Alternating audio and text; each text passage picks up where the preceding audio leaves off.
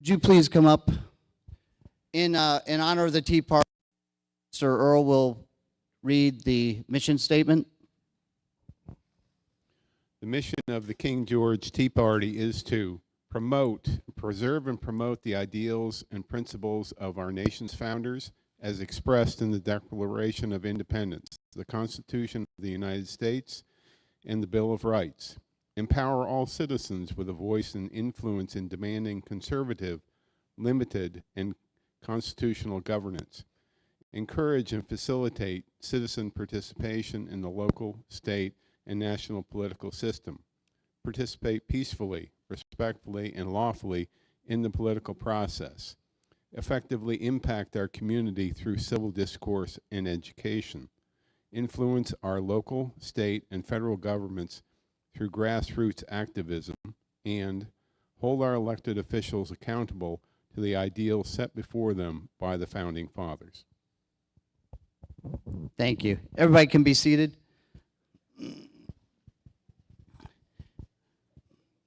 Ladies and gentlemen, I am Rusty Hike. I'm your host tonight, and thank you for coming. We work hand in hand with the Republican Party, and our goal is conservatism into the community and promote that. We have really ran some good campaigns for the Board of Supervisors and school boards. So our team president is Karen Antonelli. Karen, wave to everybody, please. She's the one that puts all this together. Give her a big hand. Her husband, Don, made the meatballs. We've got to give him a big hand. And my wife, Karen, who is the cook tonight, made the spaghetti and keeps Don straight. And I would like right now for any Board of Supervisor or prior Board of Supervisor, please stand up. Please stand up. Thank you for their service. Give them a big hand. Absolutely. All school board members, prior and serving, please stand up. Yay, yay. Thank you very much. It really starts out at the grassroots of your community to change things and to make things the way the community wants things run. So it's very, very important to be active. And I know it's hard for people. People have families, they have kids, but the more you can do, the better off your community is. So God bless us, and try to keep doing what we try to do to give the community a better hope for tomorrow. So, okay. So with all that said, we have some members here that with the Tea Party that Jeremiah, he's our communications guy. Jeremiah, where are you? Stand up. There he is. He's over there with the baby. He's always got one kid in his hand, so just remember that. So it's all good. So, and also Pastor Davis, thank you very, very much. He's in here. I saw him. There he is. He's back in the kitchen. He's trying to get some food. Look at him. Pastor Davis, where are you? Yeah, there he is. See? There he is. Give him a hand. He helped coordinate with getting these, getting all of our stuff done here at the recreation services here. So we can't thank him enough. Okay. I know I'm forgetting some people, but Pastor Shaw, he does Sentinel. I want to thank him. Where are you, Pastor Shaw? And our setup coordinator, John. John, stand up, please. He comes and sets everything up all the time. So anyway, okay. Now enough of tooting our own horns. We got some people here that we want you to hear from. So okay. So this is the rules. And everybody told me, we got to have rules. I didn't know that, but we got to have rules. So basically, we ask that you wait until the candidates have spoken before we go to the specific questions from the audience to ask each candidate at the end of their presentations, please. So hold your questions to the end. First, we're going to have the school board electees, let me back up. We're going to go back to duties of school board members, and this is what it says. First, I will explain the duties. School boards are responsible for setting educational policies, approving budgets, hiring superintendents, and ensuring accountability within the school district. Key responsibilities of school boards.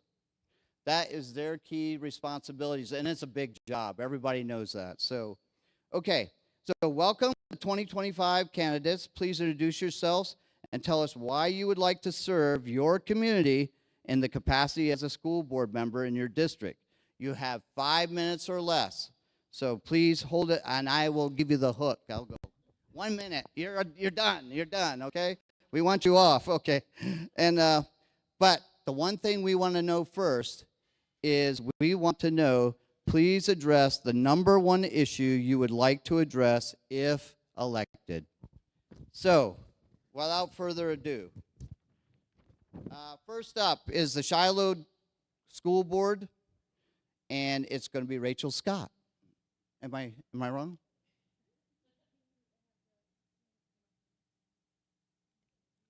Yes. Oh, okay. I'm sorry. We'll have all the candidates come up and have a seat up here. How's that? Come on up. Oh, yeah, they want to see who you are. There's no hiding. Come on. Hey, while you're getting up here, you want to hear my dad joke? I tell this to the kids all the time, okay? What does a cow say when it's driving? Move over. Let's not have any more dad jokes. Okay, thank you, thank you. Okay. Sorry, let me grab that. Okay, first step.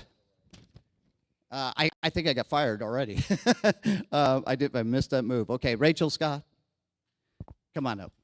Okay, you remember the rules? She said yes, so we'll see. Thank you. My name is Rachel Scott, and I am running for school board because I want to make sure that the schools in King George are the best that we can make them. Not only for my own kids, but for all the kids in this community. My oldest is going to be going into 5th grade soon. She started school in 2020 during the pandemic, and that's when I realized how important having good school board members is, and how much that impacted not just our kids, but our entire community. And so I want to make sure that the decisions that the school board makes is always furthering their education and making sure that it is for the benefit of our kids.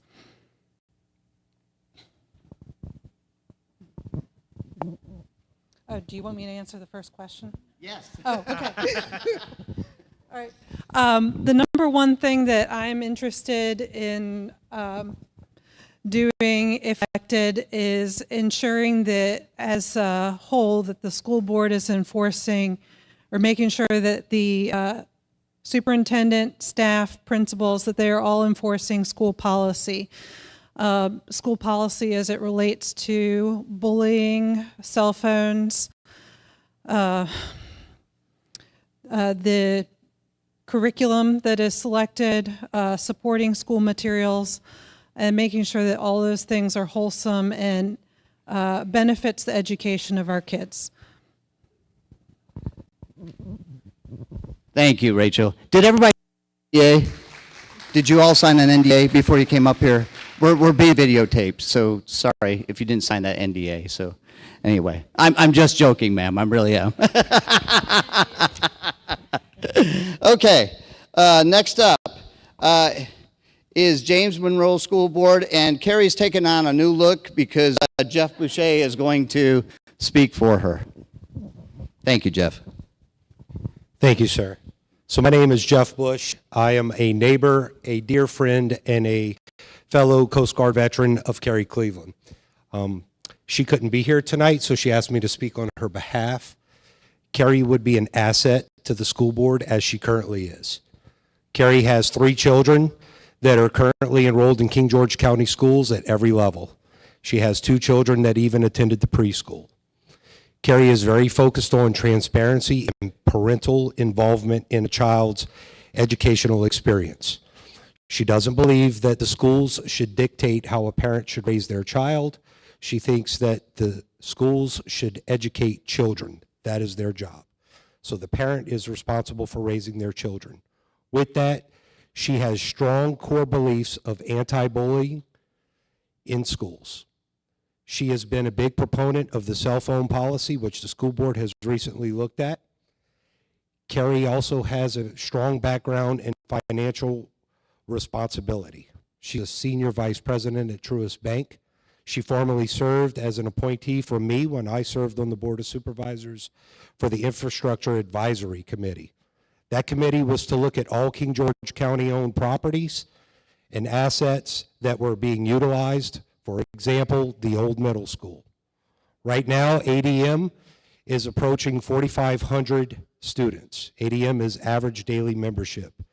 Back when TC was on the school board, it was slightly under 4,000.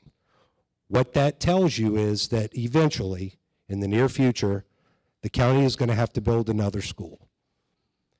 She is prepared to look at that from a fiscal responsibility position. Just for your awareness, the school board or the county schools take up over 50% of the county's budget. 4,500 students, staff takes up over 50% of the budget in a population that is slightly under 30,000 residents. So that's impactful. Carrie has a good working relationship with her colleague on the Board of Supervisors, and that's what is needed.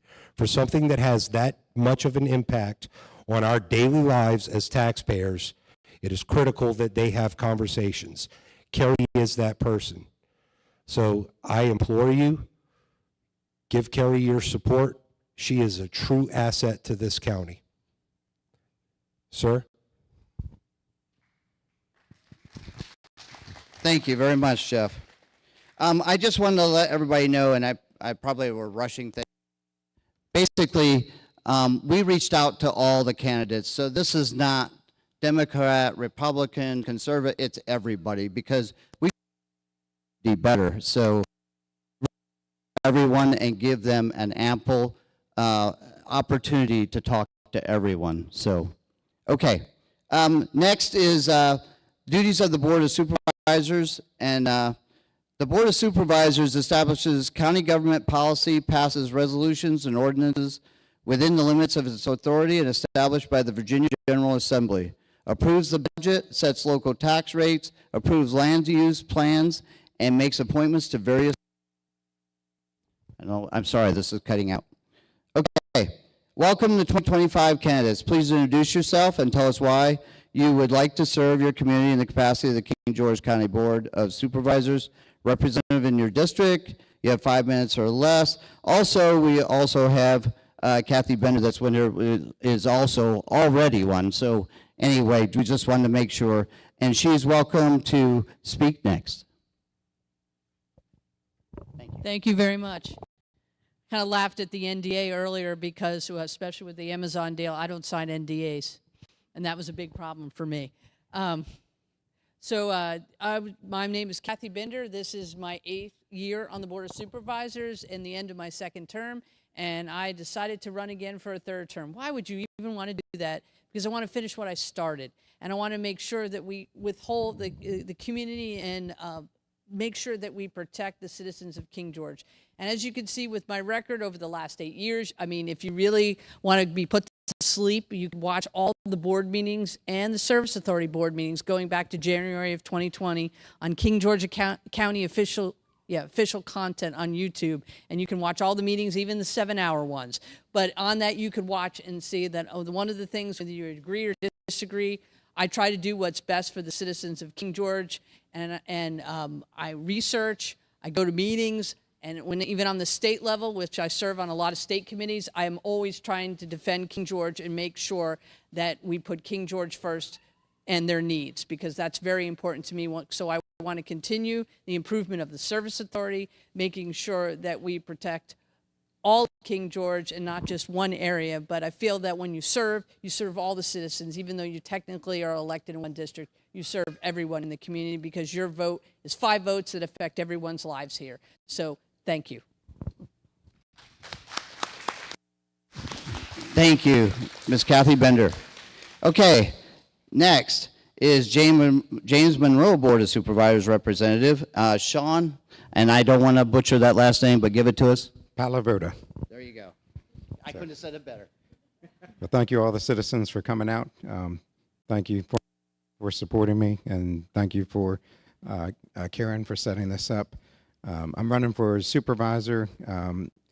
About 2 years ago, we had a revival in the county, and it came with common sense, fiscal responsibility, and I want to be a part of that.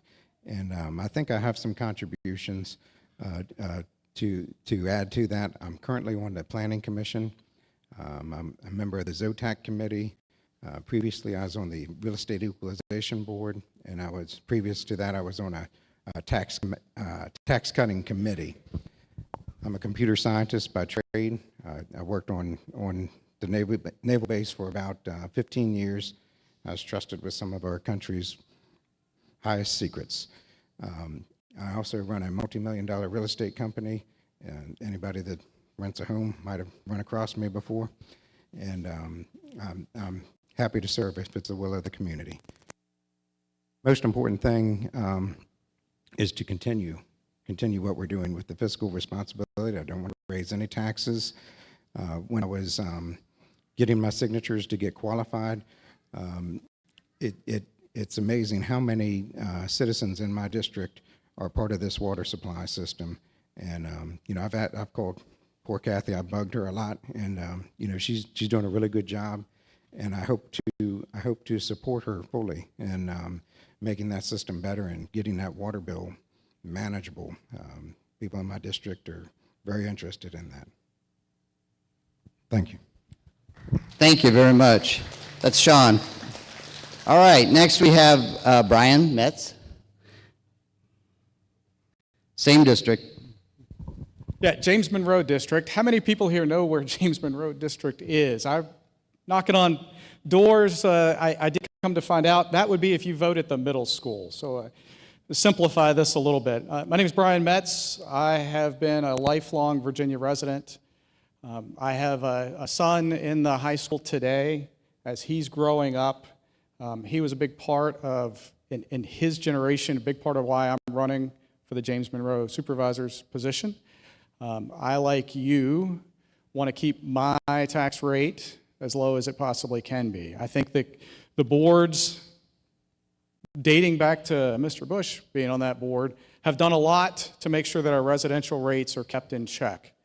Over the last couple of years, the budget, so our taxes have been going up, right? The budget has increased significantly in the last 10 years. So we need to continue that by smart, targeted growth and being intelligent in how we implement the comprehensive plan and the strategic plan of the county, both of which are due for an update. There are some things in the county that have kind of gone off the wheels lately, and I want to make sure that we get the county back on that solid financial growth plan so that we can keep our taxes low. That's the thing that I would like to make sure that it comes away from my campaign. I want to make sure that this county is affordable, not just for our generation, but it's affordable for the next generation as well. Thank you. Thank you, sir.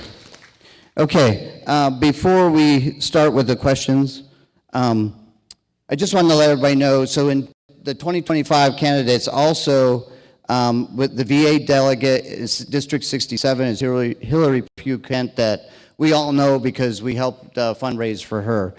Also, Governor is Winsome Earl Sayers and Abigail Spanberger. And then Lieutenant Governor is John Reed, and Attorney General is Jason Myers. So make sure you come out and vote, okay?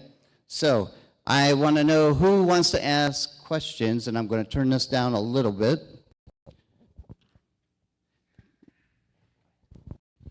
So this is a question for our school board candidates. Across our country, we've been seeing a trend of students falling behind in math and reading skills to the point where many states and even college admissions have had to lower their standards in order to accommodate them.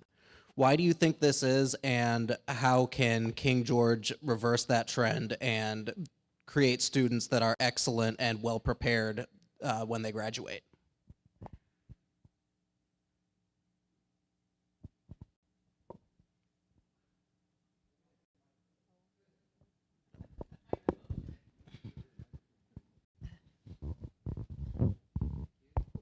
Thank you for the question.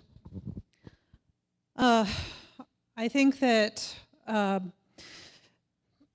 last few years, students have definitely been affected by the learning loss that when they were doing virtual schools and when schools were closed, and I've definitely seen that in my own children. I think that we could use more interventions for the kids that are behind, such as right now, the elementary school provides something called Camp Excel to help kids that are needing more support there. And my daughter has been participating in that when she could, and I would like to see that Camp Excel be more open to students, because they required certain days and all this participation. I want to make sure that when we have programs like that, even if there's kids' schedules may not allow it for all the days, that they can still participate. And I think that we don't want to lower our standards and just pass kids in each grade. So I want to make sure that we're not lowering our standards there either. I don't want to make kids think that, oh, I made it to the next grade, so I should be good and I'll be ready for college. Well, college shouldn't be lowering their standards either, because if they can't make it there, they're also going to have trouble in the real world. In the real world, we don't lower your standards. You either perform or you don't. So I just want to make sure that we keep our standards where they are. And then also, the standards are also a requirement for whether or not they can participate in sports. If they're not meeting the grades that they need to participate in sports, we shouldn't be lowering the standards. Schools should come first over academics over sports.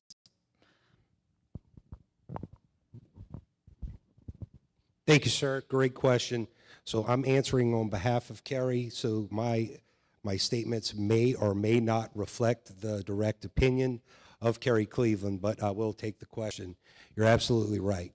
I think far too often we are too engaged in feelings and emotions rather than logic and rational thought. So when I say that, it's the concept of everybody gets a trophy. We don't want to hurt somebody's feelings. So if they get an F on a test or they simply can't comprehend, public opinion tends to be, I don't want to hurt their feelings. Well, it can't be that. So again, I don't know what happened. Oh, there it is. Again, it goes to the parents' involvement. So the parents get status updates on their child, as they should, from their teacher. Parents need to be engaged. And if they realize that their child is not meeting the mark, I'm sure that we have a lot of caring, devoted teachers in this community that would be very willing to provide tutoring. I know there's retired educators provide tutoring, so it all comes down to parental engagement. But the standards should absolutely not be lowered. Now, one thing I could tell you from personal experience, when I was a junior in high school, I didn't make the mark when it came academically. So I was academically ineligible to play baseball and run track. Ultimately, I got a full scholarship for it, thanks to my senior year, but it was absolutely devastating to me. Now, I struggled when it came to academics in school. The one thing I looked forward to was being involved in athletics. So I think having this stipulation that if you can't make the grade, you cannot participate in athletics is actually detrimental to a child and not actually helping bring up their academic benchmarks. So here's the microphone, Rusty. Thanks, sir. Thank you. Next question. I'm sorry, our second microphone is out, so we just figured that out. Thank you. Hi, I had a question for Mr. Metz. I think in your talk you alluded to, you said there were some things recently that had gone off the rails or off the wheels or something like that. What things are you talking about, and what would you do as a school board, as a board of supervisors member to address those issues, whatever they, if you could let us know, elaborate on that.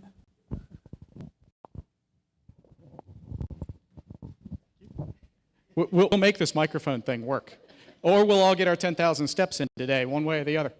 Yeah, so I'm going to answer this in two parts. I really want to add on to that last question that was about science and math and our school systems. Board of Supervisors absolutely needs to support the school board in the development of the CTE program.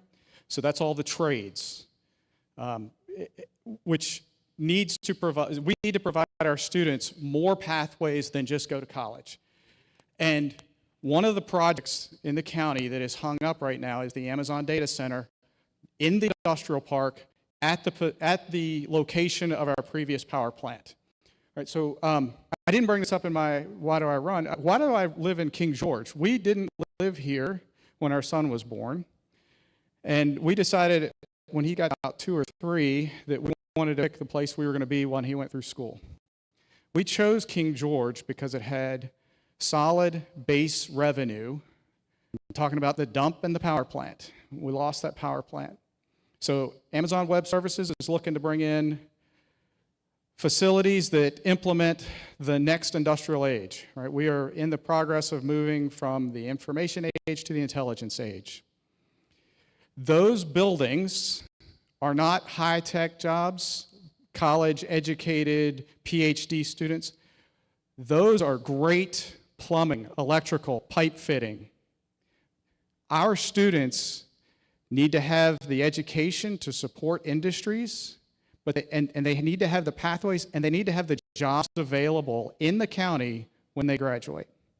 So that's one project that I would like to see us get back, finish whatever negotiations we're trying to wrap up, get out of the lawsuit from the Board of Zoning Appeals appeal, and get on with getting revenue back into this county that is not our local real estate and personal property taxes. Next question.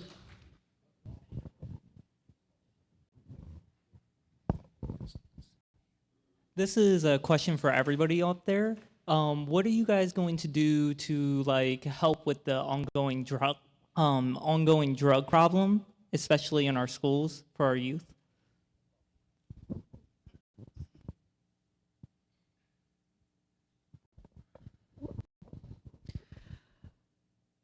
I don't want to see drugs in the school either.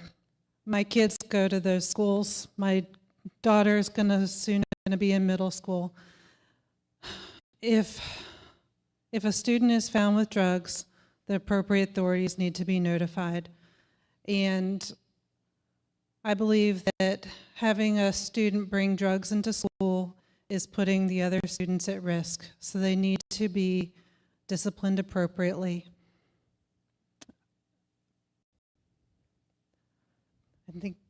I think that pretty much sums it up. You need to deal with it appropriately. You need to get local law enforcement involved. You need to get the parents involved. And you need to protect the other students there.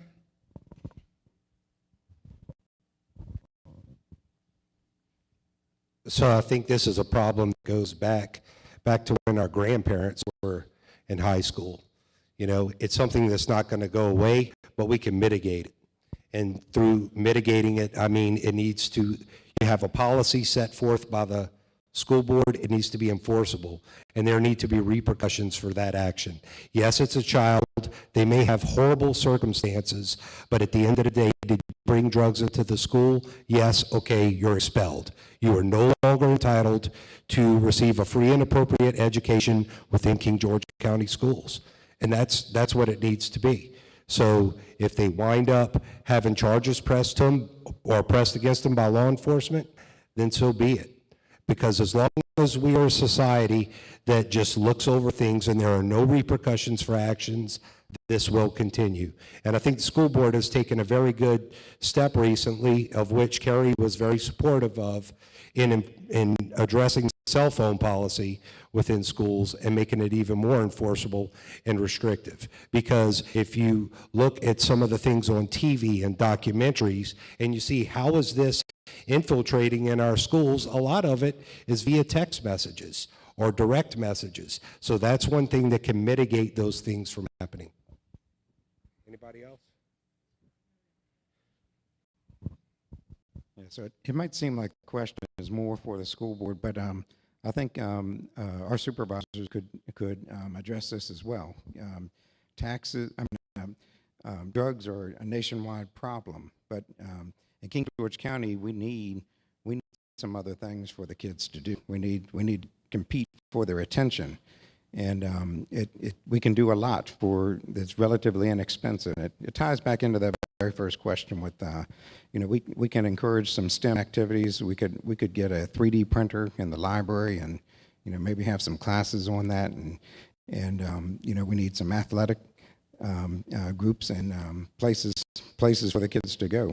But yeah, we should definitely be competing for their attention, and that would help. That would help.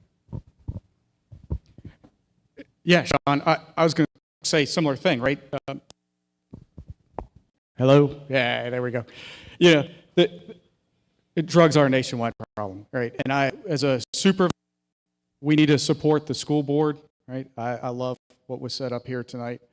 At the same time, we need to provide more opportunities for our kids, right? There's no theater. I was really glad to see this board reopen Wayside Park. I think for the summer, that's going to be great, gives people something to do, get out, burn off some energy. But right now, the county does not have an economic development director. Matt Smolnick is dual-hatted in that role. And when you're trying to run an entire county, how much bandwidth do you have to work with enticing companies to bring their products into this county to provide those opportunities for kids? So I'm a systems engineer. I spend most of my career trying to connect people together and solve complex problems, right? So the school board has their component of that. I think the Board of Supervisors have our component of that. The county and the Economic Development Authority, they have a component of that as well. I'm probably missing a few, but that was the big ones. Thank you all. I just have a question, and I wanted to know a couple of issues that Ms. Bender wanted to finish. So could you give us a couple of issues? She was kind enough to come out and speak tonight, so would you give us those issues that you would like to see done? Thank you. Well, one of my biggest ones, and whether you agree or disagree with me, is to protect our water rights, especially for the citizens of Virginia and the citizens of King George County. And I'm going to give you an example, and I bring this up all the time at the state level. I serve on 2 committees, the Rappahannock River Basin Commission, and I serve on the Eastern Virginia Groundwater Advisory Committee. That's a long name.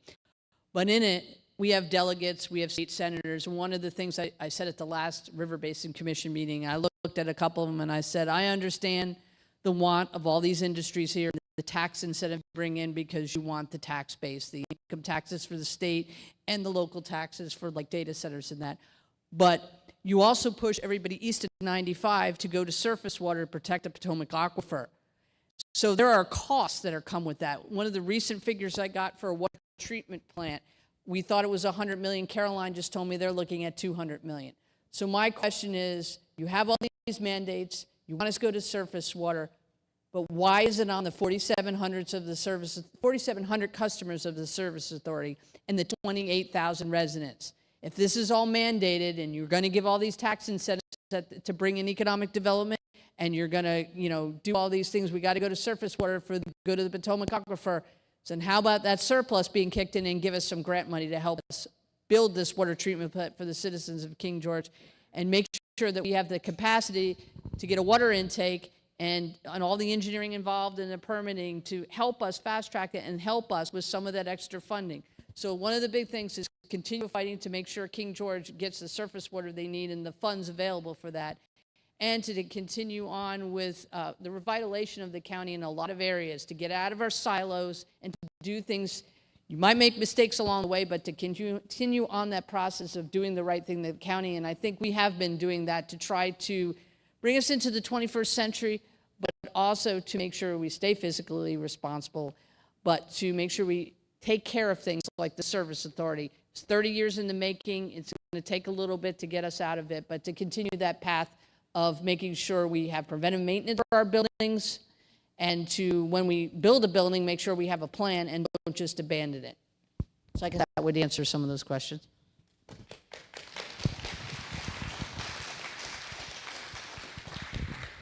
Thank you, Ms. Bender. Next question? Okay, right here.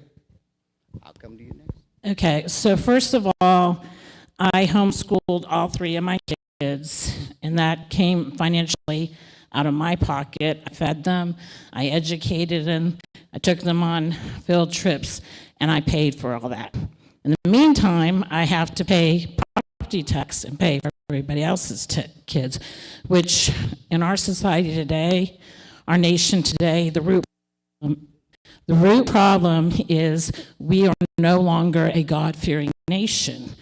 And we have these institutions trying to run like they did in the past when a lot of people were God-fearing.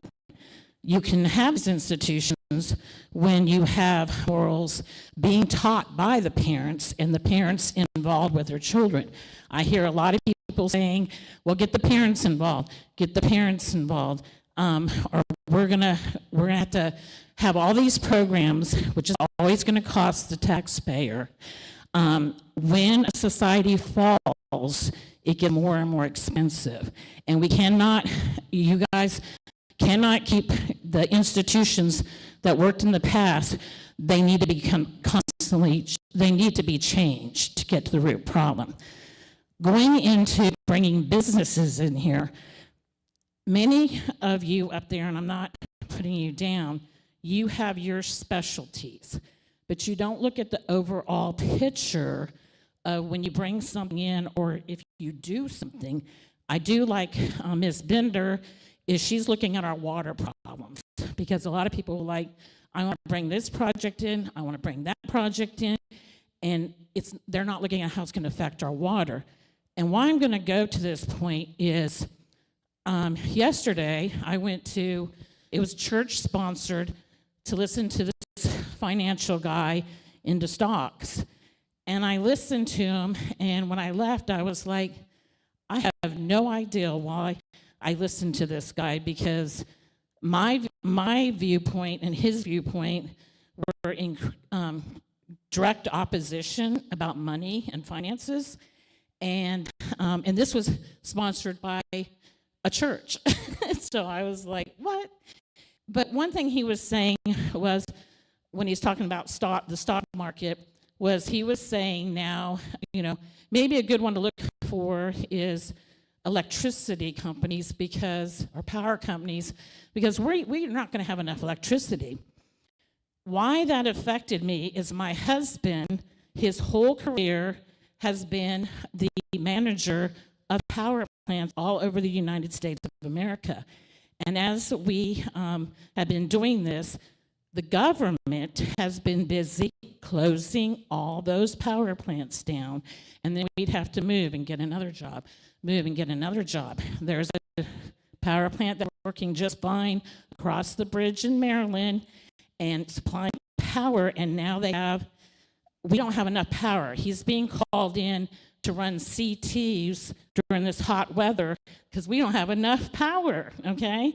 And he still has a job there running something else.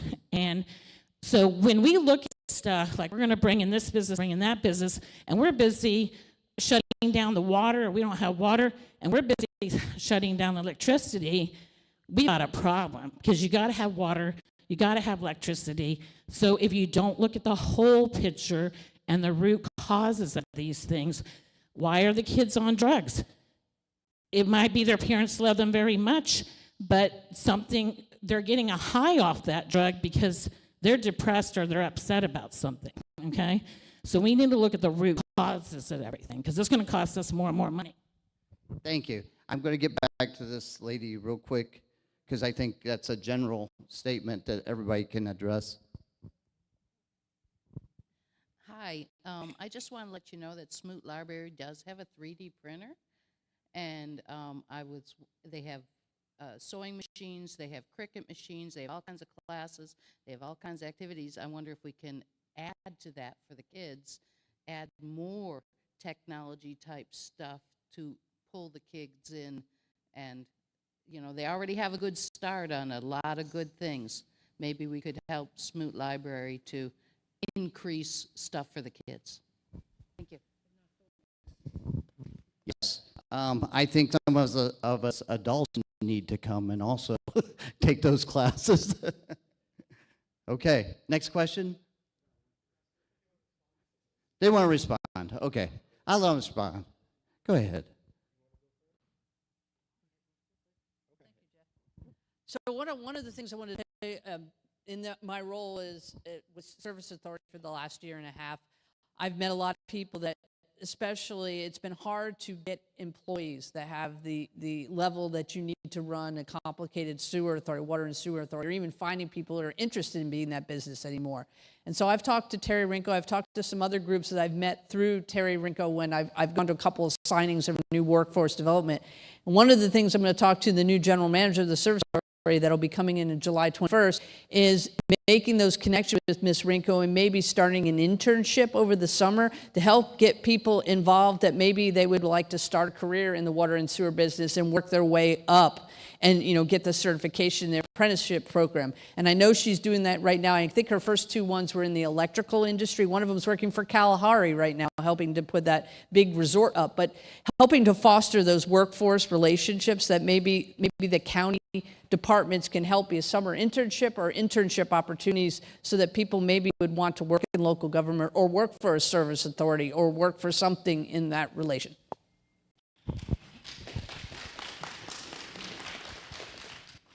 Thank you, Kathy. So I might make some of my former colleagues very unhappy with my statements.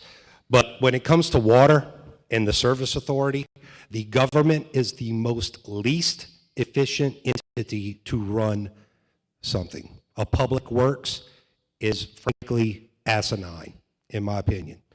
I don't think that something should be run by the government. It had a history of being run by the government, and then a citizen board was appointed, but frankly, that citizen board had no knowledge of what they were doing. They had no business acumen. They had absolute great intentions, but there was no business acumen, no specialization in the field. The service authority is deeply impacting our economic development because of their lack of access to surface water, which brings in the question, what happened with the Amazon deal and the access to the water from the Rappahannock? I don't want to get into that right now, but that is things that really do need to be looked at.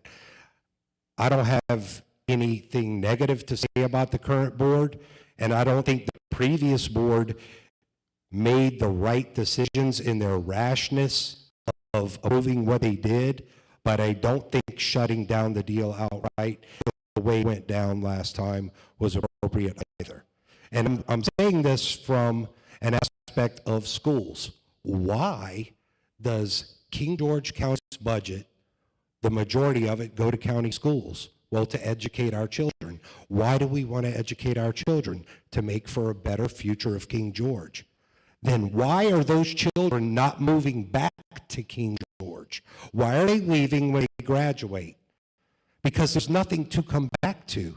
Either you're an engineer at Dahlgren or you're working at Walmart. There really is no middle ground. And that's when it comes to enforcing the plans that are currently in existence that have been ignored for over 4 years. And I'm talking about the Economic Development Strategic Plan and the county's comprehensive plan, because decisions are being made on emotions and feelings and not rational thought. If you get 40 people in a boardroom all crying, that's usually the tendency of how the board went. But that doesn't represent the nearly 30,000 people of King George County. Not everybody can make it out to a board meeting. And the meetings have moved up. Now they're even more inaccessible if you have a job in, say, Maryland at Pax River.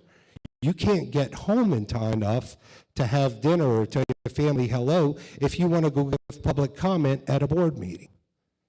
Just some things to take into account. There are ways for economic development, but we have to enforce and practice the plans that we have on the books. Or if that isn't the right thing, then have a public hearing, have a working group, and redo the Economic Development Strategic Plan or redo the comprehensive plan. But if you spent all this money on these plans and they're being ignored, it's not justifiable. Thank you, Jeff. He's had enough. No, I can't say that. Yes.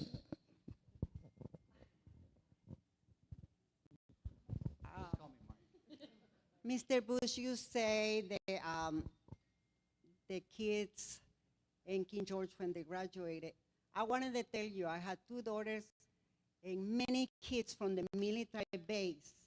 They went to Northern Virginia or they went to Richmond because, you know, they graduated with degrees in business. It's no business in here they pay what they paid. I have a daughter that made more than $100,000. And she went to George Mason. I have another one that live in Richmond because the kids like big cities. You young, King George wasn't for a little kid. For King George is not, they had to move to the cities. And it's not because they don't have things to do in here, they just like to move. Many kids from the base.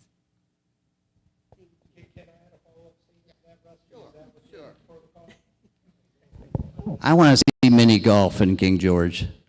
Yeah, I'm saying it. Mini golf at the ice cream shop. Thank you. So what I can say about King George positively is we have a very robust Parks and Recreation Department. We have many parks.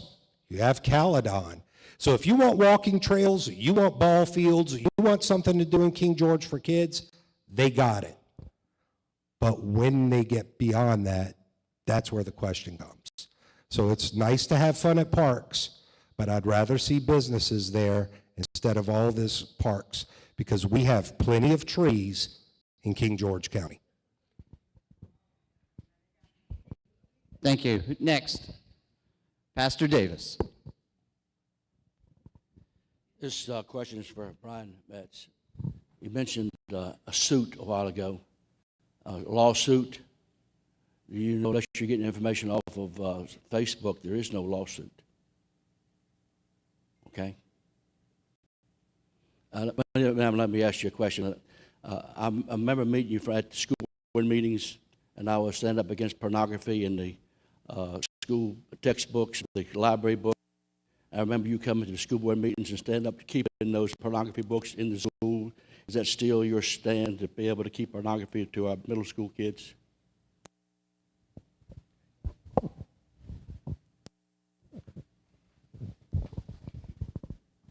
Let me address the first question.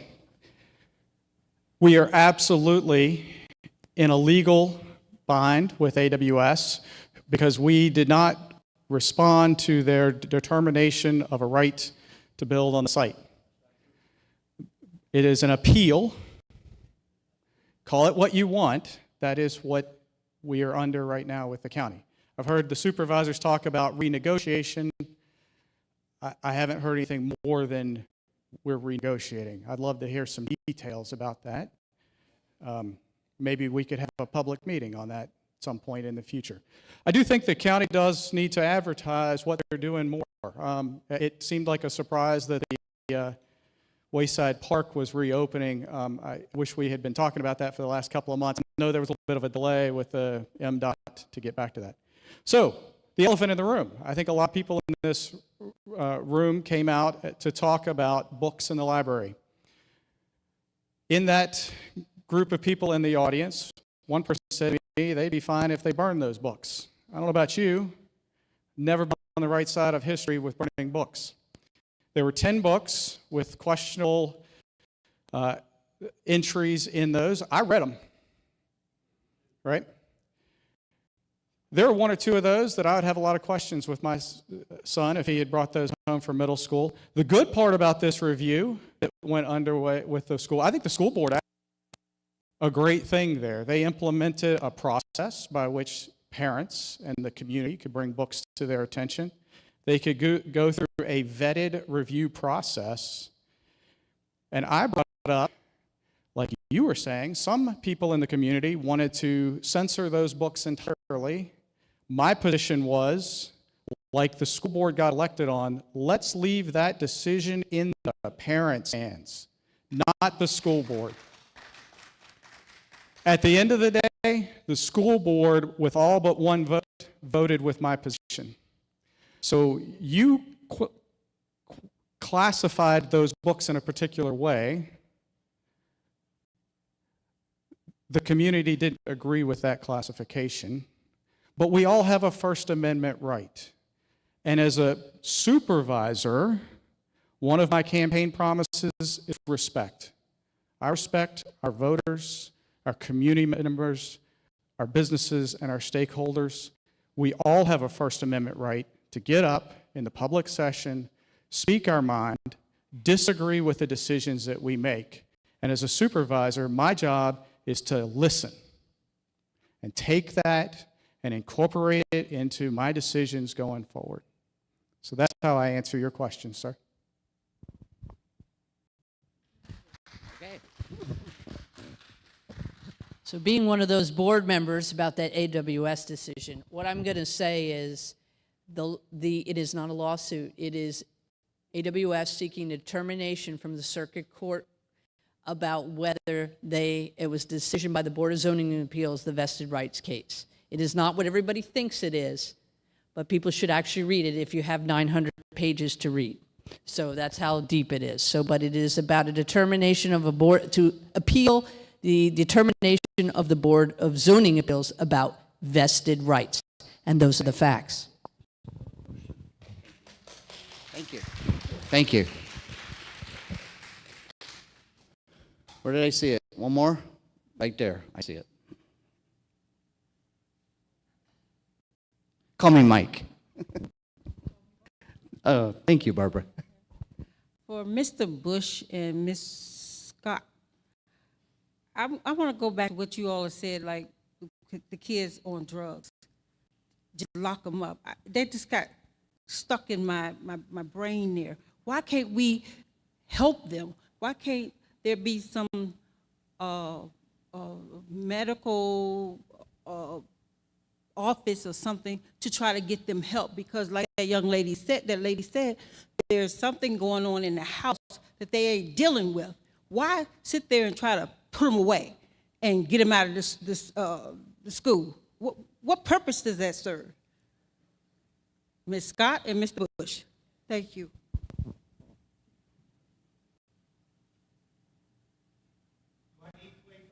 No, go ahead, Jeff. I think there are different departments and different areas of responsibility. The schools cannot be a catch-all for every aspect of a child's life.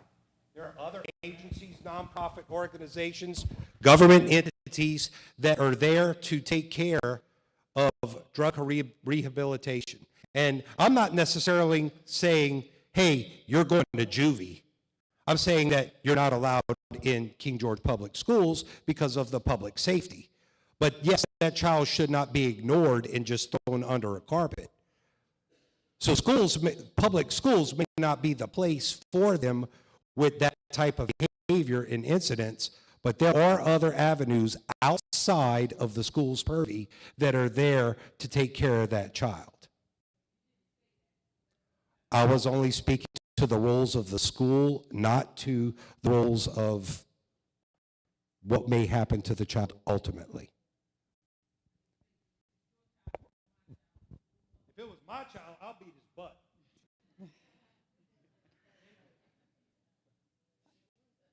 First of all, I'd like to say I was not saying lock the kids up. I agree with Mr. Bush. It is a school safety issue. We are not, as schools, we are not drug rehabbers. We do not have that specialty. We're there to educate, and we need to ensure that we have a safe environment so that kids can learn math, reading, writing, science. If there's distraction or harm that's being brought into the school, that needs to be dealt with. So drugs have no place in the school. Those children do need help, but I don't think that it is the school's job, as Mr. Bush said, to be that help. They need to focus on their job, which is education. Thank you. Ladies and gentlemen, please give a big hand to our panel. We're going to wrap this up. Thank you very much for all coming out and speaking. I'm sure. And remember, when the community speaks and gets engaged, that's the most important part. And you've got to go to the Board of Supervisor meetings. You have to get out and speak your voice. Because if you don't, nothing ever comes of it. So be active in the community, please. Thank you all for attending. And I would like Ms. Karen Antonelli to give us a last word here.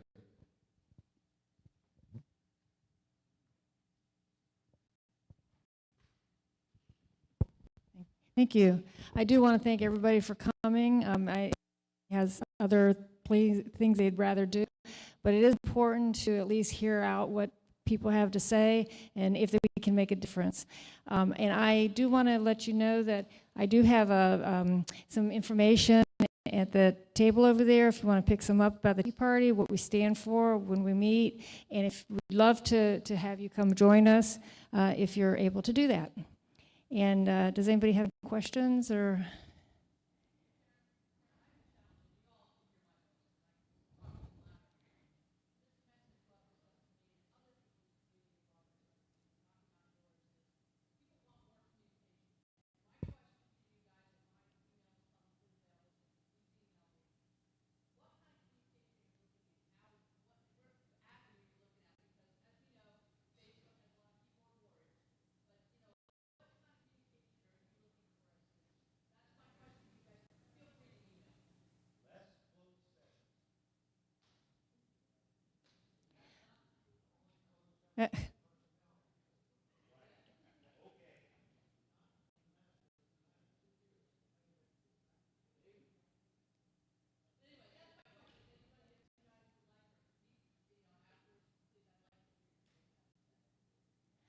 So thanks again for coming.